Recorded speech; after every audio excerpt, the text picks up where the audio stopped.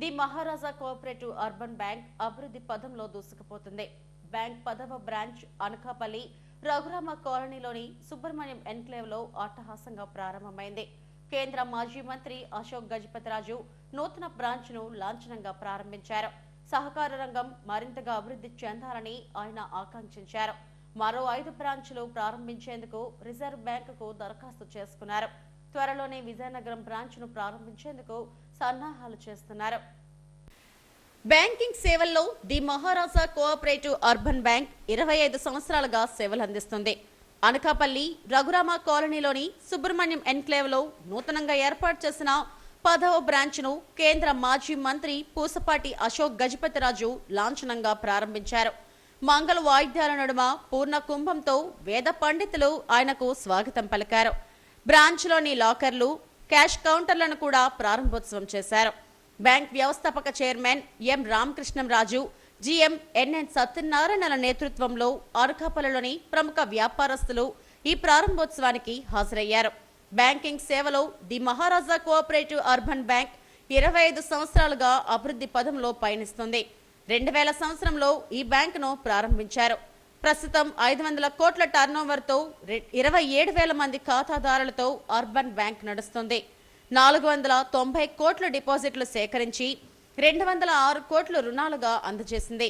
ప్రతి ఏటా ఖాతాదారులకు డివిడెంట్లు ఇస్తూనే గత 3 సంవత్సరాల నుంచి 14% పెంచింది. 97 మంది టీం వర్క్ తో the Maharaja cooperative urban bank నిర్వహిస్తున్నారు. ఆర్బీఐ సహకారంతో ఈ బ్యాంక్ మరింతగా ముందుకు సాగుతుంది. ఈ ఏడాది 25వ సంవత్సరంలోకి అడుగుపెట్టిన సందర్భంగా బ్యాంకులో పనిచేస్తున్న ఉద్యోగులకు 45 రోజుల జీతాన్ని బోనస్ గా ఇవ్వడానికి కూడా నిర్ణయించారు. సహకార రంగం మరింతగా విస్తరించాల్సిన అవసరం ఉందని కేంద్ర మాజీ మంత్రి పూసపాటి అశోక్ గజపతిరాజు ఆకాంక్షించారు. అనకాపల్లిలో the Maharaja cooperative urban bank 10వ బ్రాంచ్ ను ప్రారంభించిన సందర్భంగా ఆయన ఎస్డీవీతో మాట్లాడారు.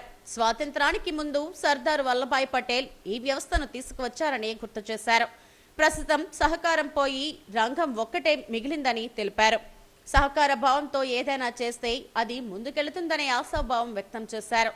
జాతీయ బ్యాంకుల్లాగా సహకార బ్యాంకులు కూడా తమ సేవలను విస్తరించాల్సిన అవసరం ఉందని ఆశాభావం వ్యక్తం చేశారు.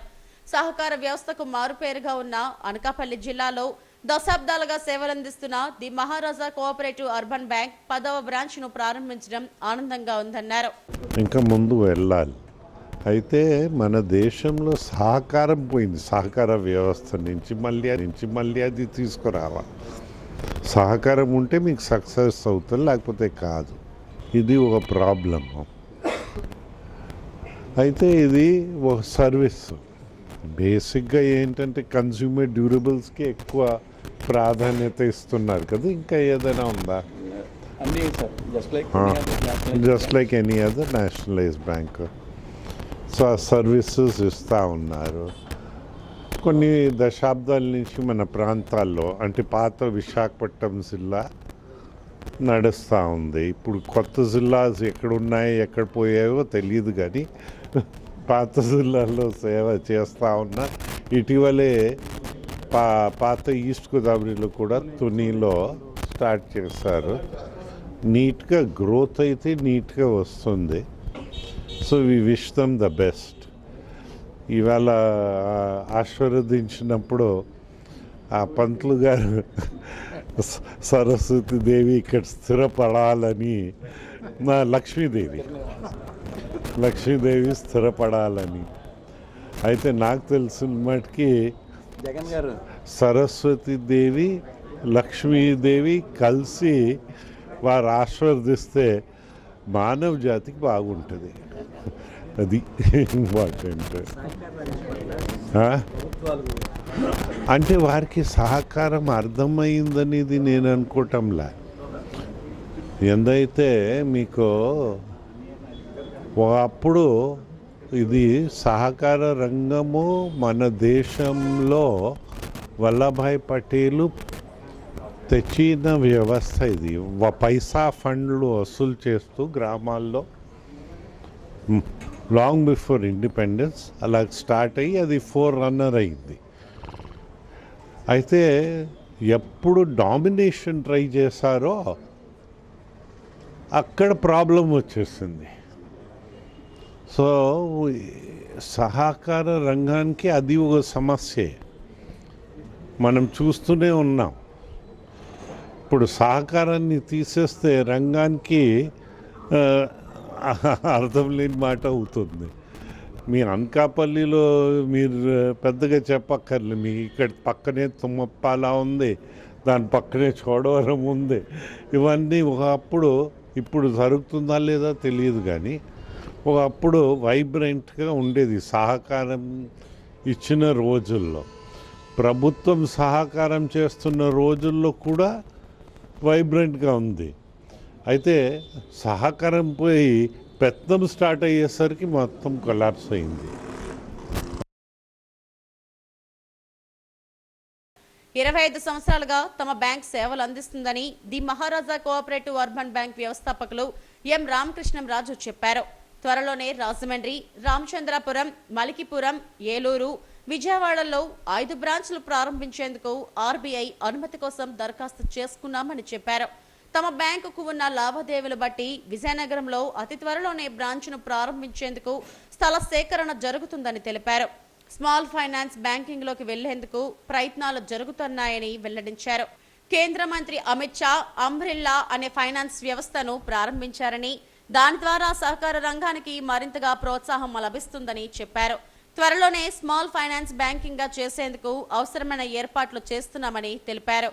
సహకార బ్యాంకింగ్ వ్యవస్థలో కొన్ని ఇబ్బందులు ఉన్నప్పటికీ వాటిని దృష్టిలో పెట్టుకొని జీఎస్టీ లాంటివి రద్దు చేయాల్సిన అవసరం ఉందని ఆయన అభిప్రాయపడ్డారు.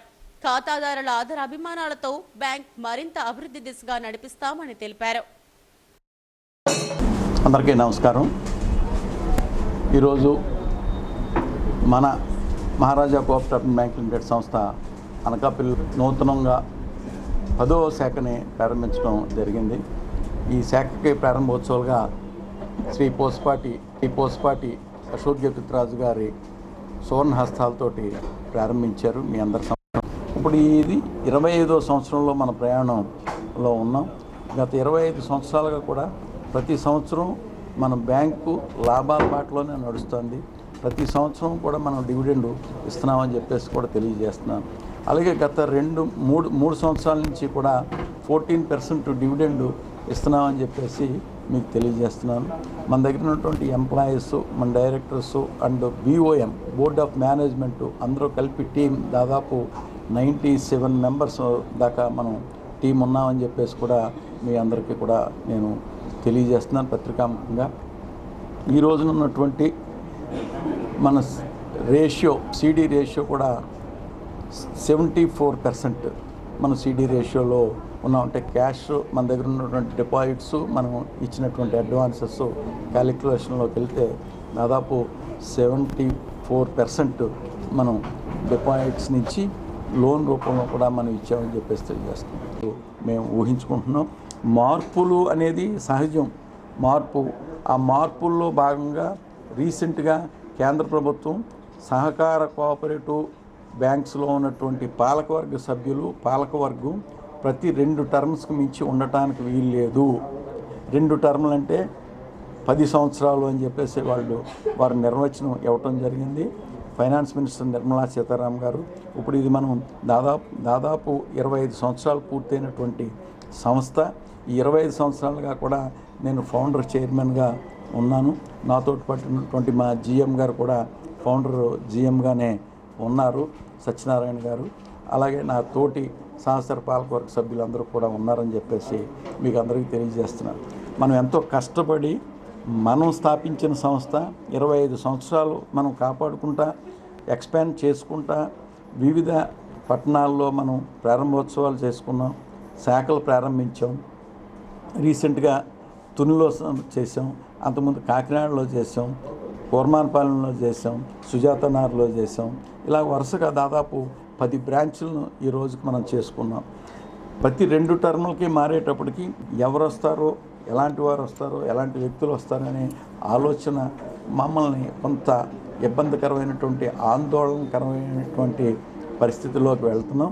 అయినప్పటికీ కూడా రిజర్వ్ బ్యాంక్ వారు ఇచ్చిన అవకాశాన్ని ఉపయోగించుకొని మేము మరి కొన్ని బ్యాంక్స్ కోఆపరేటివ్ బ్యాంక్స్ కలిసి స్మాల్ ఫైనాన్స్ బ్యాంక్ కింద వెళ్ళాలనేది మనం గత 2 జనరల్ బాడీలో కూడా మనం నిర్ణయించుకోవడం జరిగింది.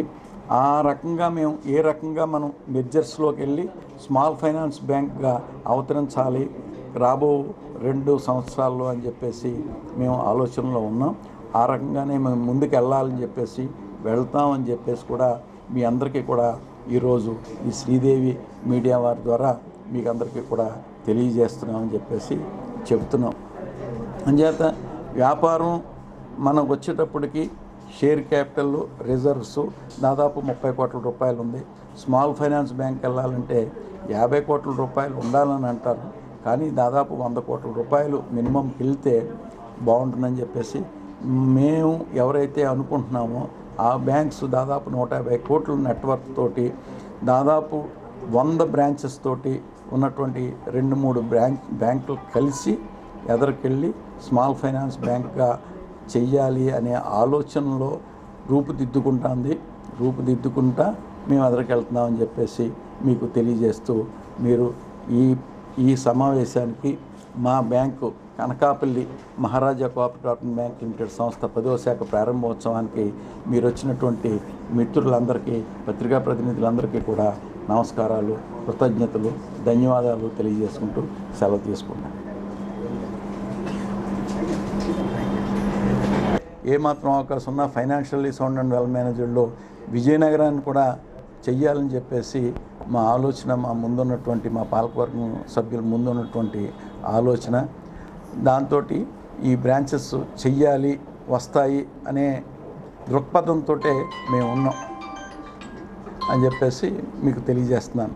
ఈ 5 బ్రాంచ్లు కూడా రాజమండ్రి, రామచంద్రాపురం, మల్కీపురం, విజయవాడ, విశాఖపట్నం ఈ ప్రాంతాల్లో రావటం కోసం మేము అప్లై చేయటం జరిగింది. ఈ 5 కాకుండా మనకు రావాల్సింది ఫైనాన్షియల్లీ సౌండ్ అండ్ వెల్ మేనేజ్డ్లో ఉన్నాం కాబట్టి ఇంకొక బ్రాంచ్ ఇప్పుడు ప్రస్తుతం ఇమీడియట్గా పెట్టుకోవడానికి మనకు అవకాశం ఉంది. దాన్ని మాకు స్థలాన్వేషణ జరుగుతుంది. దాన్ని విజయనగరంలోనే ప్రారంభం చెయ్యాలి అని చెప్పేసి మా ఆకాంక్ష.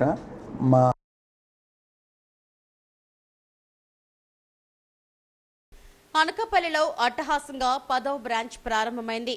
ఈ కార్యక్రమంలో Centurion university chancellor Acharya GSN Raju, Visakha Balaji group chairman Mandava Ravikumar, Anakapalli Raj Kamal poultries chairman K Varahala Raju, Anakapalli బెల్లం వ్యాపారస్తులు కోరుకొండ బుచ్చిరాజు, రాంబాబు తదితరులు పాల్గొన్నారు.